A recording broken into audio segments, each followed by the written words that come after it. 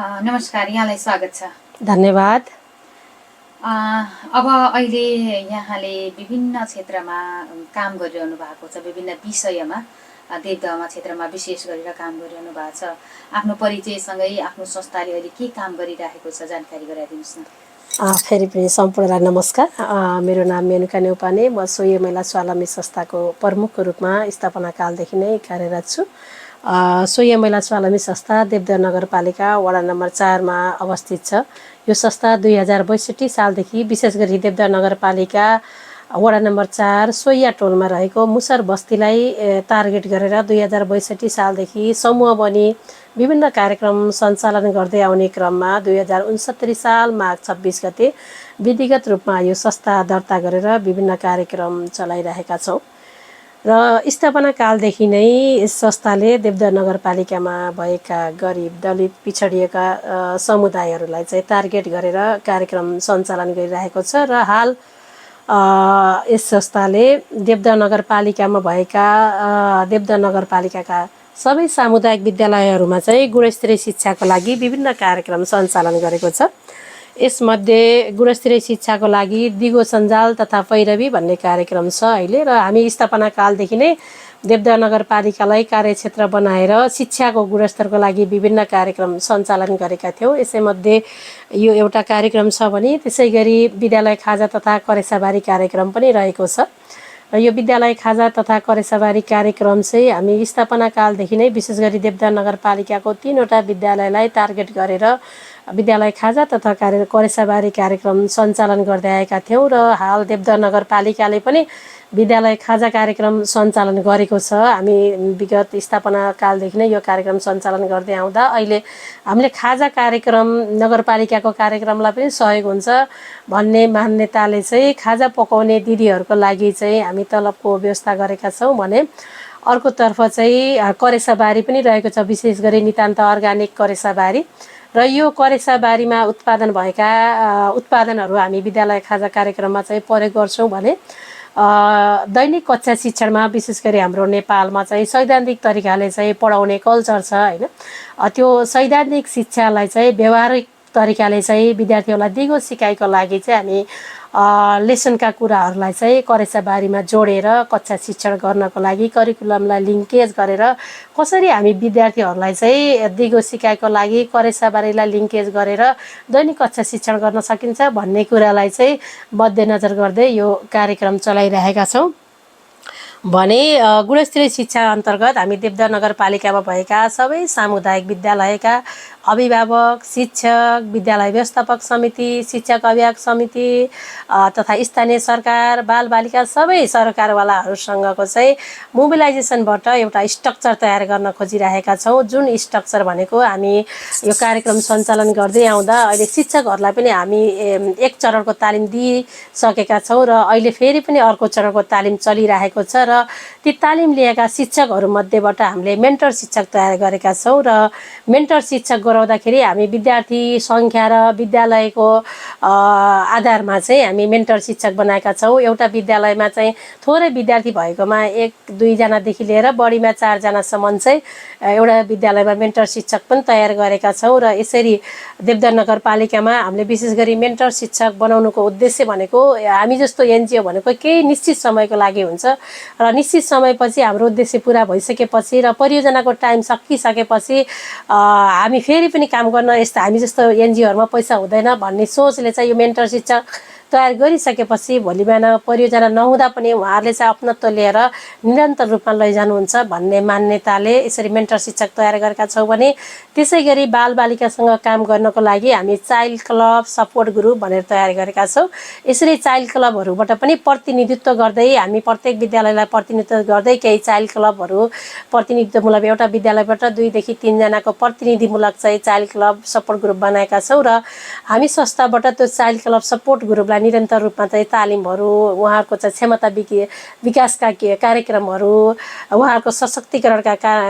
कार्यक्रमहरू, नेतृत्व विकासका तालिमहरू, अधिकारका हकका कुराहरू सम्बन्धी हामी निरन्तर रूपमा तालिम, मिटिङ, कार्यशाला चलाइरहेका छौँ भने र त्यो चाइल्ड क्लब सपोर्ट ग्रुपको माध्यमबाट फेरि बाँकी विद्यालयका अन्य विद्यार्थीहरूलाई चाहिँ उहाँले सिकाउने कार्यक्रम छ भने त्यसै गरी हामी देवदह नगरपालिकाका सबै सामुदायिक विद्यालयका अभिभावकसँग पनि काम गर्न चाहन्छौँ। तर हामीसँग मेन पावर कम भएको कारणले चाहिँ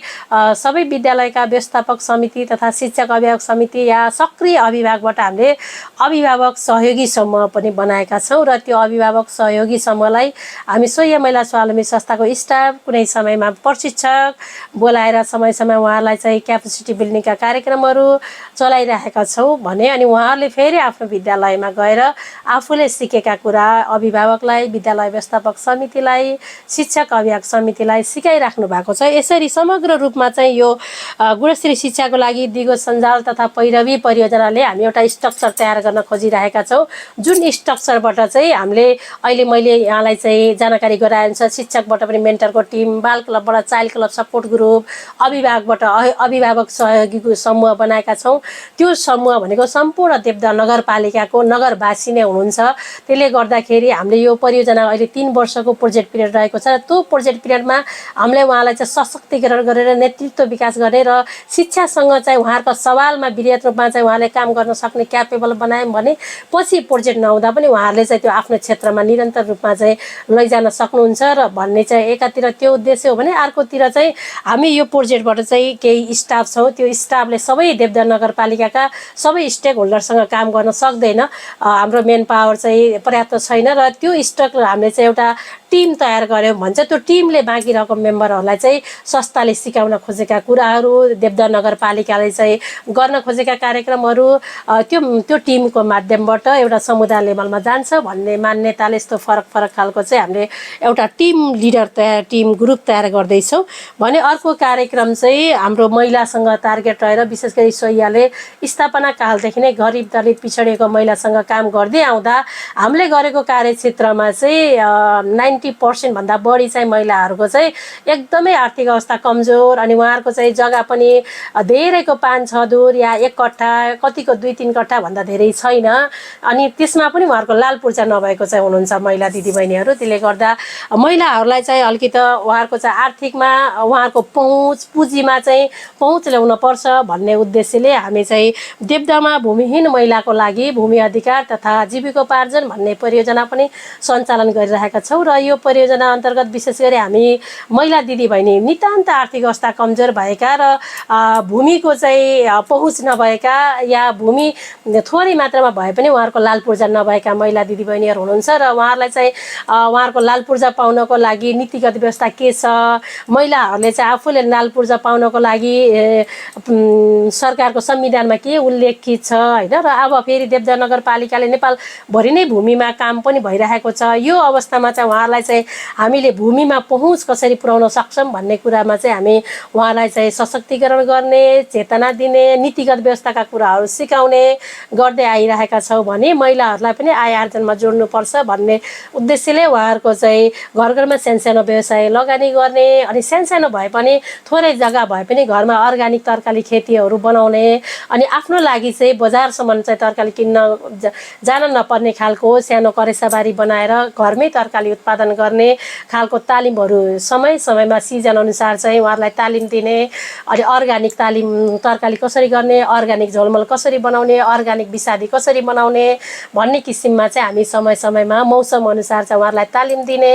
अनि करेसाबारीमै गएर चाहिँ उहाँ काम गर्ने र यो कार्यक्रमको लागि पनि हामी प्रत्येक समय अहिले चाहिँ 45 जनाको पियर लिडरहरू हुनुहुन्छ र हाम्रो संस्थामा कृषि प्रशिक्षक पनि हुनुहुन्छ। उहाँले चाहिँ त्यो समूहलाई गएर तालिम दिनुहुन्छ र उहाँले सिकेका हाम्रो चाहिँ देवदह नगरपालिकामा भएका 1100 महिलाहरू हुनुहुन्छ उहाँहरूलाई चाहिँ पियर लिडरको माध्यमबाट चाहिँ गएर तालिम दिने र अर्ग्यानिक तरकारीहरू उत्पादन गर्ने, यो अर्ग्यानिक तरकारीको महत्त्व विषय बुझाउने र पोषणको महत्त्व सम्बन्धी यस्ता कार्यक्रमहरू चाहिँ चलाइरहेका छौँ भने यसै कार्यक्रम अन्तर्गत हामी महिला सशक्तिकरणका कुराहरू, महिला अधिकारका कुराहरू, महिला हक हितका कुराहरू पनि जोडेर यो परियोजना हामीले सञ्चालन गरिरहेका छौँ त्यसै गरी अर्को प्रोजेक्ट भनेको गर्ल फर्स्ट फन्ड भन्ने परियोजना रहेको छ। यो विगत 7 वर्षदेखि चाहिँ हामी चलाइरहेका छौँ र विशेष गरी यो परियोजनाको उद्देश्य भनेको बाल विवाह न्यूनीकरण गर्नु हो। तर हामीले परियोजनाको डिजाइन गर्दाखेरि किशोर किशोरी सशक्तिकरणका कार्यक्रमहरू, किशोर किशोरीलाई नेतृत्वका कार्यक्रमहरू, उनीहरू अगाडि गएर आफ्ना कुराहरू कसरी राख्ने, समुदायमा भएका किशोर किशोरीका व्यतिथिहरू या विद्यालयमा भएका उनीहरूका हक अधिकारमा हनन भएका कुराहरूलाई चाहिँ उनीहरूले कसरी बोल्नुपर्छ भन्ने कुराहरू लगायत बाल अधिकार भनेको के हो, बाल अधिकारलाई सुनिश्चित गर्न के गर्नुपर्छ, उनीहरूको आफ्नो तर्फदेखि चाहिँ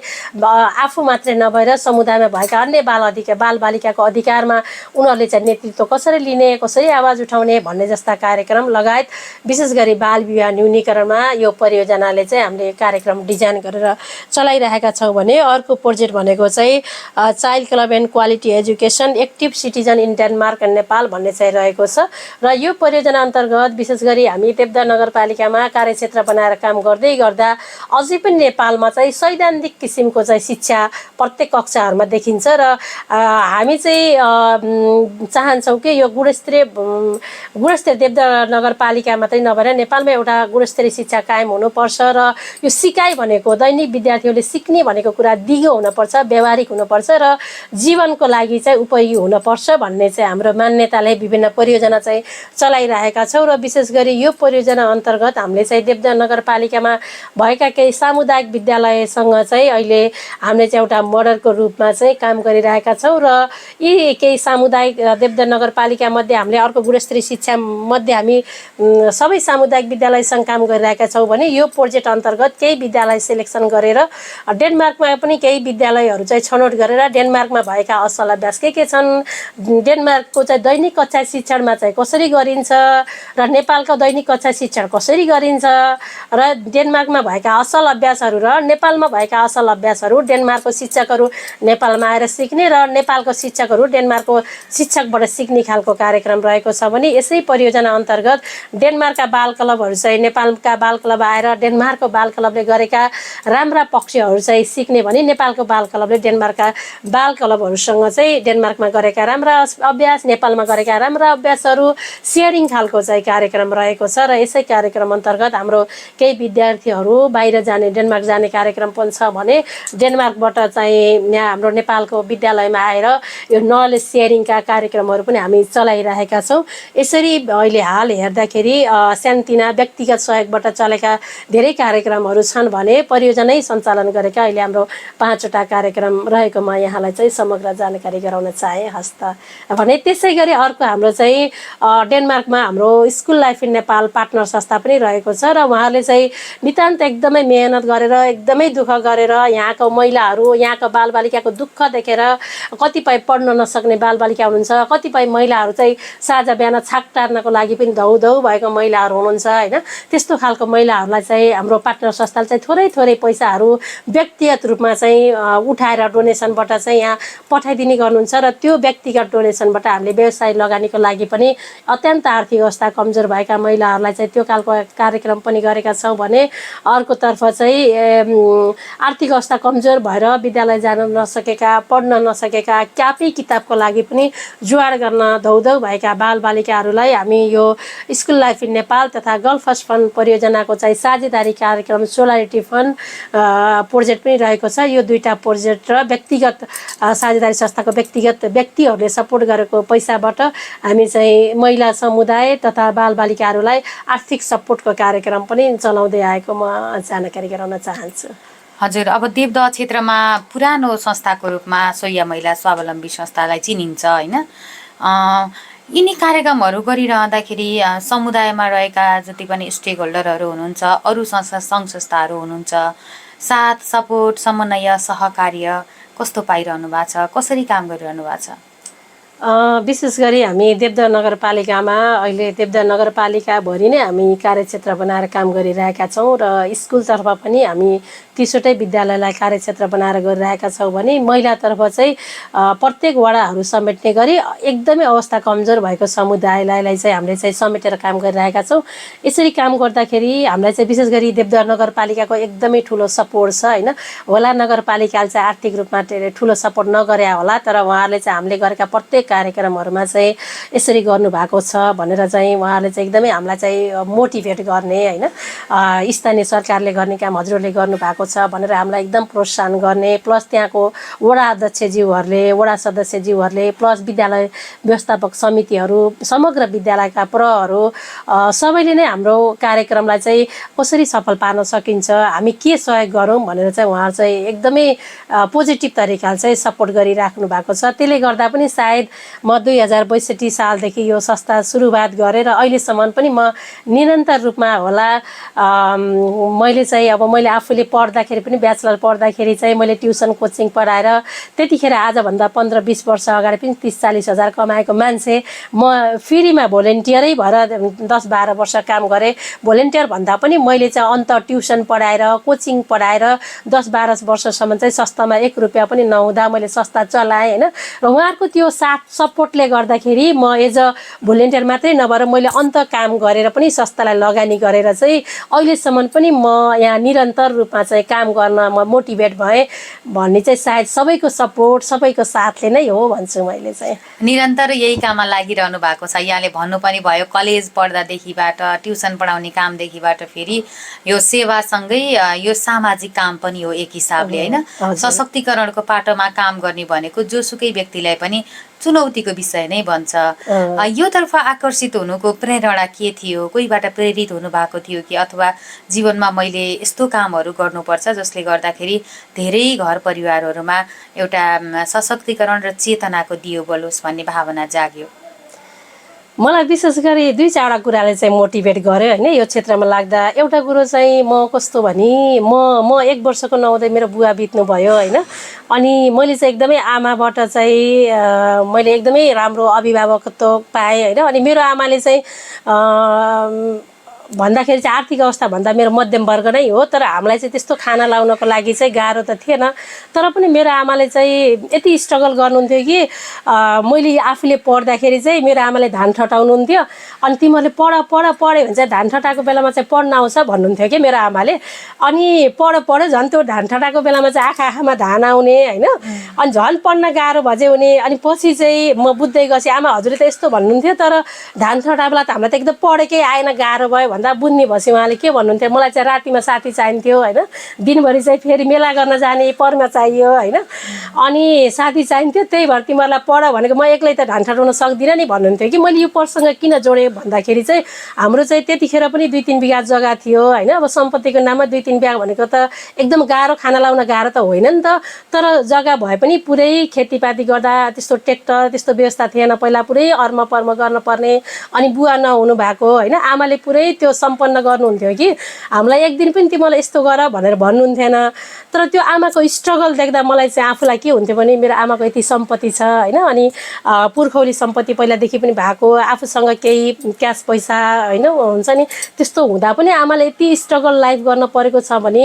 देवदर नगरपालिकामा त कति मेरै नजिकको समुदाय मुसर बस्ती जुन चाहिँ उहाँहरूसँग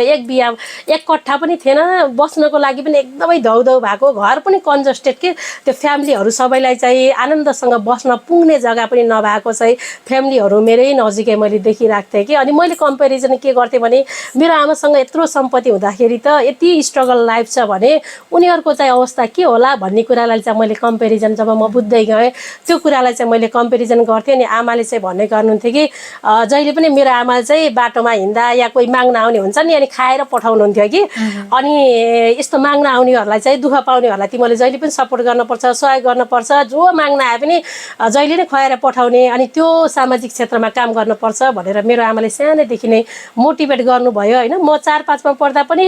देवदरमा चाहिँ जनजागरण युवा क्लब भन्ने थियो म सानै बाल्यकालदेखि नै त्यो क्लबमा पनि आबद्ध थिएँ र त्यो क्लबमा पनि त्यहाँको अग्रजहरूले चाहिँ गरेका सामाजिक क्षेत्रका कामहरू होइन अनि हामी चाहिँ अरू देउसी भैलोमा चाहिँ नाच्न के गर्न जाने सानो हुँदाखेरि पनि अनि त्यो जाँदाखेरि पनि अनि यो क्लबले यस्तो राम्रो काम गर्यो भनेर प्रशंसाका कुराहरू हुन्थ्यो थियो नि त। अनि ती कुराहरूले पनि मलाई मोटिभेट गर्यो होइन। अनि अर्कोतर्फ फेरि मसँगै काम गर्ने मेरो स्कुल लाइफ इन नेपालको पार्टनर हुनुहुन्छ, उहाँको नाम चाहिँ म जहिले पनि सम्झिन चाहन्छु, एनएबेटे नर्फक होइन। अनि जब म उहाँसँग चाहिँ 2062 सालमा म उहाँको र मेरो परिचय भयो, अनि परिचय भए लगतै हामी चाहिँ संस्था सुरु गरौँ या समूहलाई केही सपोर्ट गरौँ भन्ने खालको छलफल पनि भयो होइन। सुरुमा चाहिँ त्यो उहाँ सपोर्टै गर्छु भन्ने खालको कुरा त गर्नु भएन, तर पनि मैले एउटा रिलेसन डेभलप गर्दै जाँदाखेरि पछि ती कार्यक्रमहरू चाहिँ हामी चलाउन पनि सफल भयौँ होइन। अनि उहाँले चाहिँ अझै पनि त्यो दिन रात 24 घन्टा चाहिँ त्यो परिवर्तनको लागि चाहिँ लडिराख्नुहुन्छ। तिमीहरू चाहिँ त्यहाँको समुदाय, त्यहाँको चाहिँ यो डेनमार्क जस्तो चेतनशील कसरी बनाउने, डेनमार्कको जस्तो मान्छे त्यहाँको जस्तो चाहिँ शिक्षामा पहुँच कसरी ल्याउने भनेर रात दिन हाम्रो कार्यक्रमलाई सोचिराख्नुहुन्छ कि। अनि हामीले त्यतिखेर पनि मैले चाहिँ अघि पनि भने संस्थामा 1 रुपियाँ नहुँदा पनि हामी चाहिँ उहाँ त्यो स्कुल लाइफ नेपालको चाहिँ अहिले चाहिँ उहाँ म्यानेजर डाइरेक्टर हुनुहुन्छ होइन। हामी रातभरि चाहिँ कति रात चाहिँ 1 मिनट पनि नसुतेर काम गर्थ्यौँ, प्लानिङमा बस्थ्यौँ होइन। अनि त्यतिखेर चाहिँ अनि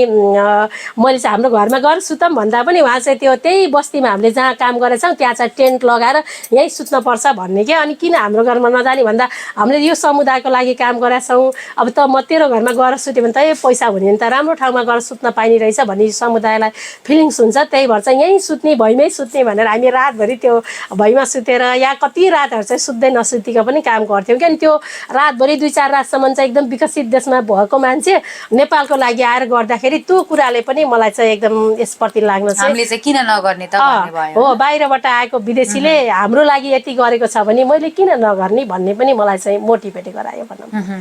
अनि अर्कोतिर फेरि के भयो भने सानैदेखि नै म एउटा बाल क्लब, मैले पढेको विद्यालयमा बाल क्लबमा पनि म आबद्ध भएर धेरै काम गरेँ होइन। त्यसै गरी हाम्रो गाउँमा नै जनजागरण युवा क्लब भन्ने थियो, जुन क्लबमा चाहिँ सानैदेखि चाहिँ हामी सदस्य भएर सामाजिक क्षेत्रमा विभिन्न कार्यक्रमहरू हुँदाखेरि चाहिँ कहिले सडक नाटक गर्ने, अनि तिहारको बेलामा चाहिँ गाउँभरिका दाजुभाइ दिदीबहिनीहरू सबै जम्मा भएर देउसी भैलो खेल्ने, अनि त्यो उठेको पैसाले चाहिँ सामाजिक क्षेत्रहरूमा चाहिँ कामहरू गर्दाखेरि जनजागरण क्लबले यस्तो गरो भन्ने खालको चाहिँ प्रशंसाहरू चाहिँ सुन्न पाउँदा हामीहरू पनि ग्यादरिङ हुने त्यहाँनिर। अनि त्यस्तो खालको चाहिँ ठुल्ठुला कार्यक्रमहरूमा हामी गएर यो संस्थाले, यो क्लबले यस्तो काम गरो भन्दाखेरि चाहिँ त्यो सानै बाल्यकालदेखि नै एउटा त्यो मोटिभेट चाहिँ भयो कि ल अब हामी चाहिँ यसरी सबैको अगाडि चाहिँ यस्तो वाह हुने चाहिँ काम गर्नुपर्छ, जसले गर्दा समुदाय पनि खुसी होइन। सानै उमेरदेखि नै यत्रो बच्चाहरू चाहिँ यस्तो गरे भन्ने खालको चाहिँ त्यो सानैबाट चाहिँ त्यो छाप पऱ्यो कि। अनि मलाई चाहिँ के हो भने त्यो सानैदेखि नै ला यस्तो खालको काममा जानुपर्छ, हामी समुदायले चाहिँ रेस्पेक्ट गर्ने खालको, समुदायले पनि वाह यत्रो बच्चा भएर पनि यस्तो गरौँ भन्ने खालको चाहिँ बनाउनु पर्छ भन्ने त्यो सानै बाल्यकालबाट पनि आयो। र म लाग्छ ठ्याक्कै मलाई सम्झना चाहिँ छैन, तर मैले स्कुल पढ्दै गर्दा या स्कुल पास गरिसकेपछि पनि मैले चाहिँ एसएलसी पास नगर्दै जागिर सुरु गरेँ होइन। अनि त्यतिखेर पनि म एउटा पपुलरै रेडियो, ठ्याक्कै रेडियोको नाम चाहिँ भुले, रेडियो नेपाल जस्तो पनि लाग्छ, कान्तिपुर जस्तो पनि लाग्छ होइन। अनि मलाई चाहिँ काठमाडौँबाट चाहिँ मैले गरेको कामले चाहिँ उहाँहरू चाहिँ अन्तर्वार्ता लिन आउनुभयो कि। अनि अन्तर्वार्ता लिन आउनुभयो, हजुर यत्रो सानै उमेर हुनुहुन्छ, 16 वर्षको हुनुहुन्न होइन, यस्तो समुदायमा यसरी काम गर्नुभएको छ, हजुर त बच्चै हुनुहुन्छ, के कसरी गर्न सक्नुभयो भन्ने खालको चाहिँ उहाँले चाहिँ होस् हुन्छ नि मलाई एकदम मोटिभेट हुने खालको, मैले त खत्रै काम गरे रहेछु भन्ने खालको चाहिँ त्यो उहाँले चाहिँ मलाई चाहिँ त्यो हुन्छ नि बच्चा भएर पनि यत्रो खतरा काम गर्यो भन्ने तरिकाले चाहिँ उहाँले अन्तर्वार्ता लिनुभएको थियो कि मसँग। अनि त्यो रेडियोको चाहिँ प्रचार प्रसार हुन्छ नि, अनि पहिला अब आजभन्दा 20-25 वर्ष अगाडि त त्यो रेडियो टेलिभिजन भनेपछि त उसको छोरी गाउँघरमा त म गाउँमै हुर्केको होइन। अनि उसको छोरी त रेडियोमा बोल्यो अरे, टिभीमा बोल्यो अरे, अनि मेरो आमाले चाहिँ मेरो छोरीको अन्तर्वार्ता छ भन्दै गाउँ सुनाउँदै हिँड्ने के। अनि गाउँको दिदीबहिनीहरू आमाहरू चाहिँ उसकी छोरी त रेडियोमा बोली अरे, टिभीमा बोली अरे, कति खत्रै हो त नि त्यो त भनेर भन्ने क्या। अनि त्यसले पनि मलाई चाहिँ अलिकति हुन्छ नि अब 1-2टा मेरो अन्तर्वार्ताले पनि मलाई मोटिभेट बनायो क्या। अनि गाउँमा पनि त रेडियोमा बोली कि टिभीमा बोली कि हुन्छ नि मसँगको साथीको सर्कलहरू अनि आमा बुवाहरू अग्रजहरूले पनि अलिकति त्यो मिडिया मिडियामा चाहिँ मेरो अन्तर्वार्ता आएपछि उहाँले मलाई पनि अलिकति मोटिभेट पनि गर्नुभयो अनि मलाई पनि आफूलाई चाहिँ केही गर्नुपर्छ होइन, सानै उमेरदेखि नै केही गर्नुपर्छ समुदायको लागि,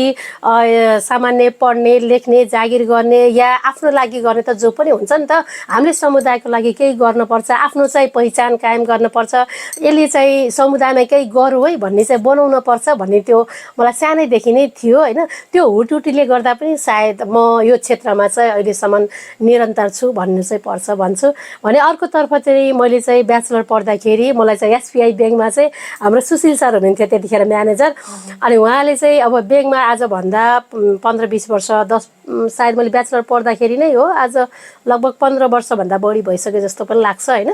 त्यतिखेर पनि उहाँले चाहिँ के भन्नुहुन्थ्यो भने अब मैले पहिला ब्याङ्किङ ट्रेनिङ पनि लिएको थिएँ होइन, म म्यानेजमेन्टको स्टुडेन्ट हो, अनि म्यानेजमेन्टको स्टुडेन्ट विशेष गरी ब्याङ्किङ क्षेत्रको लागि चाहिँ राम्रो मानिन्छ नि त। अनि उहाँले चाहिँ के भन्नुहुन्थ्यो भने अब मैले मेरो पियुनको लागि पनि 12,000 दिएको छु म्याम, यतिखेर हजुरको यस्तो पर्फर्मेन्स मलाई मन पर्यो होइन, आइदिनु मैले पनि हेरौँला राम्रैसँग, हजुर चाहिँ बाहिर त्यो 3,000-4,000 को जागिर गरेर अझै भोलिन्टियर काम गरेर आफूले ट्युसन पढाएर काम गरिराख्नुभन्दा त यहाँ त एसीमा बसेर आनन्दसँग हजुरले राम्रै पैसा कमाउनुहुन्छ नि त, किन त्यस्तो घाम खानुहुन्छ भन्नुभएको थियो कि उहाँले। सायद मैले पैसाको लागि या मेरो हुन्छ नि इन्कमको लागि मैले हेरेको भएदेखि सायद त्यता ब्याङ्कतिर जान्थेँ होला होइन। तर मैले केही गर्नुपर्छ समुदायको लागि, केही परिवर्तन गर्नुपर्छ, मैले मरेर जाँदा पनि मेरो नाम चाहिँ अमर राख्नुपर्छ भन्ने त्यो दिमागमा मलाई सानैबाट नै आउने गर्थ्यो होइन। त्यसले गर्दा पनि म यो क्षेत्रमा चाहिँ निरन्तर रूपमा छु भन्नुपर्छ। सानो पुँजी लगानी गरेर आर्थिक रूपमा अगाडि बढ्न चाहनेहरूलाई पनि सपोर्ट गरिरहनु भएको छ। परिवर्तनहरू कस्तो कस्तो देखिएका छन्, तिनी परिवर्तनहरू देख्दाखेरि, तिनी सफलताका कथाहरू भेट्दाखेरि कस्तो अनुभूति हुन्छ?